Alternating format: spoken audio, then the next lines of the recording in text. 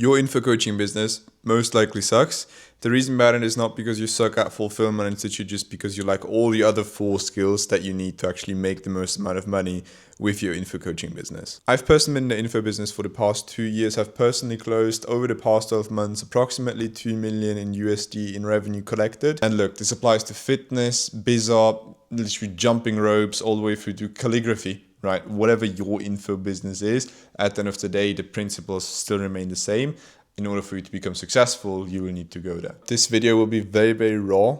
I'm not going to put too many cuts into it, just because of the reason, honestly, this is designed for entrepreneurs, right? It's not designed for some kiddos that don't have an attention span of more than 2 minutes. So the first skill of 5 is literally fulfillment, right? And that is the stuff that you're already good at. So whether that is AI development, whether that is coaching, running your own off, whether that is sales, whether that is literally jumping rope all the way through to calligraphy, you are already good at that and you know how to do it.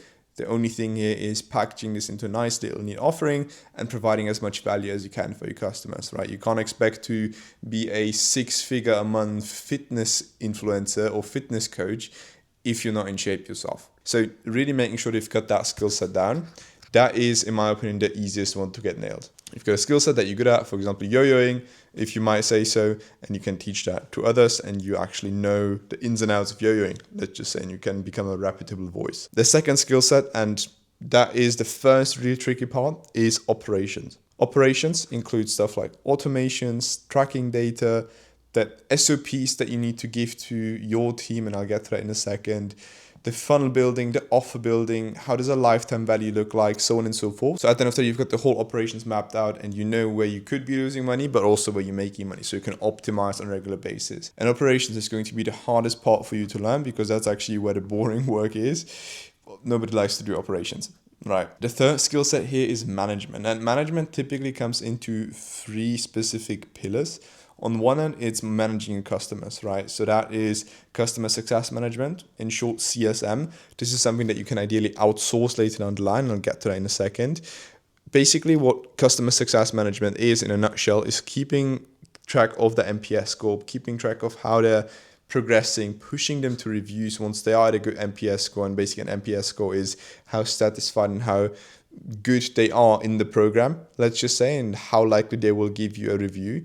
But then also making sure they do the work, making sure that they actually follow up, that they do the stuff that you need them to do in order for them to be successful so they can become good testimonials for you. At the end of the day, what it is just taking care of your students. That's it. That's the customer success management side. On the second pillar of management, you've got hiring a team. Right, hiring a team is going to be quite a difficult one. That is something that you only want to do once you are past that 50, 60, 100K per month mark. It's purely because of the reason that you don't want to tie too many expenses into your business from the get-go, right? You don't want to become not profitable. So hiring team members in terms of closers, setters, customer success managers, assistants, PA, so on and so forth, right? You can also bring in other people into the business, whether that be coaches, speakers, so on and so forth. So you take yourself out of that. Most important when it comes to hiring will be determining if the person is actually a good fit and if it actually will benefit your business. Because at the end of the day, you can do so much stuff wrong with hiring, you can basically just ruin your whole business structure. For me, it's a bit different. I'm on the flip side. I've been responsible in a company that I've been working for that hit $1.5 million per month for 33% of revenue, right? So I was a good hire in that sense. That just shows you how much you can do right, but also how much you can fuck up with a good hire and a bad hire. The third pillar then is going to be from hiring into managing that team. And this is where most of your time is going to get spent because it's people's problems, right? All those closers, setters, CSMs, you will need to manage them. You will need to give them the SOPs. You will need to give them the training on how you want them to perform. You will need to correct their errors. You will need to help them to essentially navigating challenges in the business. And you will be the first touch point for them. And what managing a team really is essentially leadership, taking charge and making sure that the other people show up. But it's also dealing with complaints, dealing with people not wanting to do their work, laying off people, having uncomfortable chats. That's what all is included under managing your team. So now we have fulfillment, operations, and management. The fourth one is sales. The reason why sales is the fourth one is because if you can be the best salesman at the end of the day, if you don't have operations, management, fulfillment down, you will not succeed. You'll just literally just be a salesman. So in sales, there's a couple of things to do. On one end, it's keeping the metrics in check, setting KPIs, whether that is the close rate, the show rate, the call to offer rate, How many customers do you get into the door? What's your customer profile looking like? How do you pitch to your customers, right? And all the way through to scripts, the frameworks that you need to use to actually sign your customers. What mental challenges do you need to overcome in order for them to actually sign up for you? How do you handle objections, so on and so forth? But not only that, right? That is on the call. There's also stuff that happens pre-call and post-call. So pre-call process, basically you ping them being like, hey, we've got a call now. I'm reminding you, and I want you to qualify yourself. I want you to fill out this form. I want you to make sure that you show up on time. I want you to do this. I want you to do that. That's a pre-call process, right? So it's typically in terms of qualification and making sure that they show up. Why do you want to have a high qualification? Because if you spend your time on those sales calls or you close this time on those sales calls, there comes a thing into the equation and a variable which is called opportunity cost. If you speak to a lot unqualified prospects during the day, your opportunity cost for speaking with a qualified prospect is a lot higher, right? Because the unqualified prospect will never buy. The qualified prospect might give you a 5K PIF, right? So the opportunity cost here with your calendar being booked out with one bad prospect, that's basically 5K, right?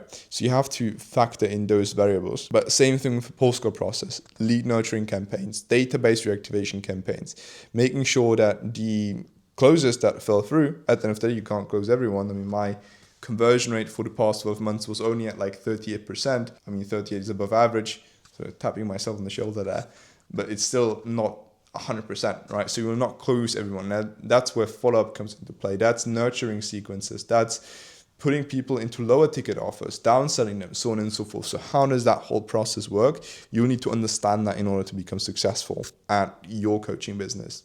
And of course, other things as well, like lifetime values, the offer letters, back-end offers. How do you upsell your customers on something? So most importantly, you know your funnel to the T. And once you have your funnel, you actually know how to convert, right? That's basically in a nutshell. You need to know how to sell. However, into selling, there's a lot of stuff that ties into it. And trust me, I've been in sales for the past 3 years. There is quite a lot to learn. I still haven't learned everything, if I'm honest here. So now you have fulfillment, operations, management, sales. And the next one here is you need to get some leads, right? So marketing. How do you do the marketing? What do you do there? Typically, you have 2 ways to do marketing. You have inbound, that's through YouTube, LinkedIn, people coming to you. It gives you a lot more leverage, gives you the ability to sell a lot easier because the audience is a lot warmer and the buying resistance is a lot less. On the other end of the spectrum, you have outbound as well. Outbound is you targeting people through paid ads, marketing campaigns, through email, LinkedIn DMs, so on and so forth. So at the end of the day, it is you coming to those customers. Just gives you a little bit less leverage. Outbound is a lot quicker to set up for the reason that the more you pump out, the more you get in.